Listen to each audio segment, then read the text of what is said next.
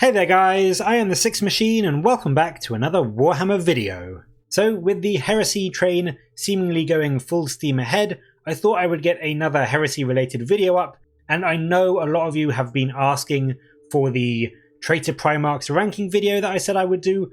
I will do that, it is coming, I promise, just not quite yet. I thought in the meantime though, rather than going for anything specifically Traitor or Loyalist, I would do a very quick top 5 video of various units from the Forgeworld Heresy range. Of course, it's not going to be completely Heresy focused because a lot of the units from Forgeworld can be used in 40k as well.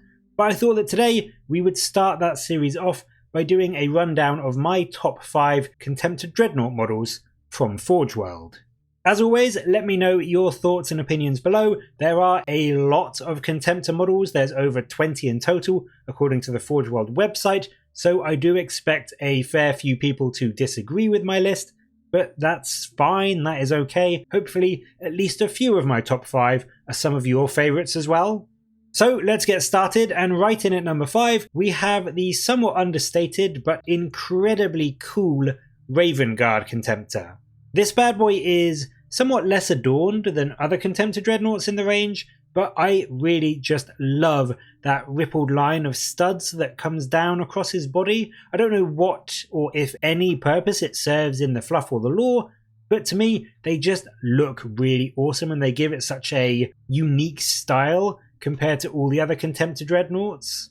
The Raven Skull and the wing motif on the chassis as well is also really grim, dark and menacing, which I like, and the whole thing just comes together and looks stealthy, you know, or at least as stealthy as a big stompy murder robot can be. So this is definitely a Contemptor that sits above pretty much all the other Contemptors in my book, but is still a firm 5th place in this overall ranking.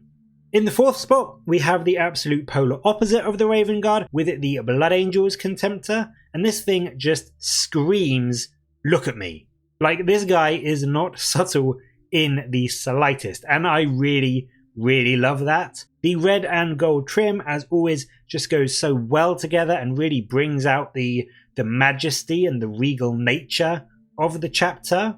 The blood motif, the blood drop motif on the chest is also gorgeous, and even the little head on the knee joint is, whilst it's not my favourite design ever personally, it is still a pretty cool addition to the overall model. I also really love the golden mouth guard piece, which just gives it this old medieval knightly look to it and this medieval knightly vibe to it, which I really enjoy. I think it has to be said, the paint job for this model definitely does help because it is a stunning paint job, but even unpainted, just the sheer detail and gorgeous trim that pretty much covers the entire chassis just makes this Dreadnought an absolute winner in my books. In the number 3 position we have one of my favourite Legion choices, and of course the Dark Angels had to be in this list somewhere, although number 3 spot is a bit low down for how I normally rank them. This Contemptor kind of straddles the line between the very ornate look of the Blood Angels and the very muted Raven Guard Dreadnought. But again, like all the other Dark Angel stuff from Forgeworld, it has just got such a gorgeous old school knightly feel to it, with the coat of arms style shield guards on the knees, the studded metal guard on the shoulder and the top of the legs, which is very plate mailish, I guess. And then even the chains across the torso just look so well together. They just go so well together. I think this could almost be a Black Templar style Dreadnought if they had one. But again, to me it just oozes so much of that 30k Heresy era Dark Angels theme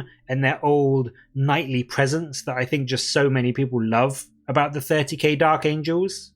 I really do love the angel in the chest, and even the melted candles on the side of the head just bring it all together in this very grim, dark, gothic, but yet honourable and chivalric knight theme, with just a hint of like that secretive nature that the Dark Angels have as well. It all just comes together so well for me and encapsulates everything that I personally love about the Dark Angels.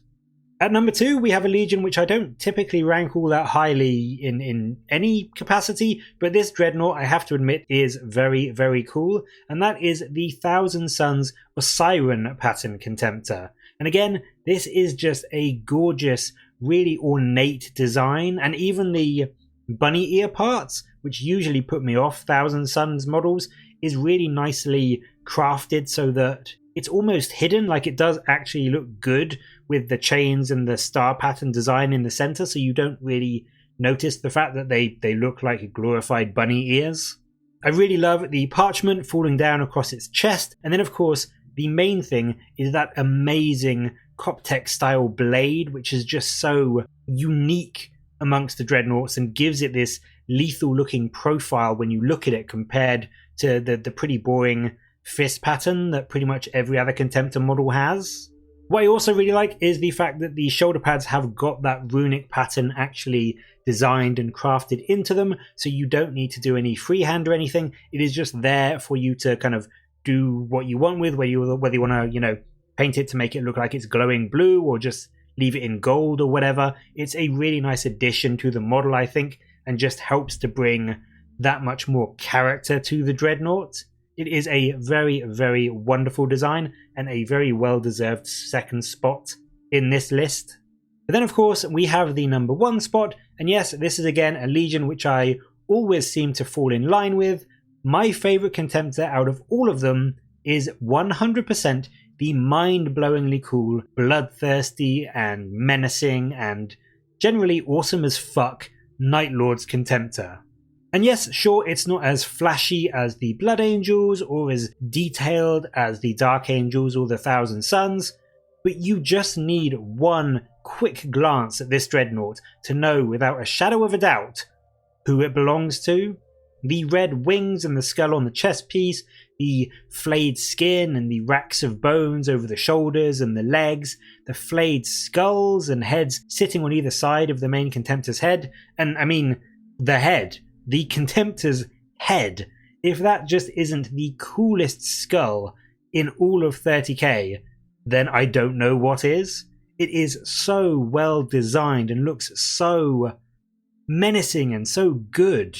It really is a credit to the designer that despite having, no muscle or skin or eyes, it still manages to convey so much emotion and terror to you, and it almost looks like it's laughing, as if it's enjoying itself as it rips you to pieces, which, I mean, to be fair, it probably is, but it's just such a good sort of central chest and head area. It stands out to me way more than any other Legion Contemptor, and I mean, you could argue that, yes, the arms and the legs are quite plain, they are, but just focusing on that head and that chest, it's just mind-blowingly good, and you see it and you immediately know that is a Night Lord Contemptor, and that's exactly what I kind of look for when I look for models. I like seeing models that just stand out as being, what you expect them to be and what the Legion kind of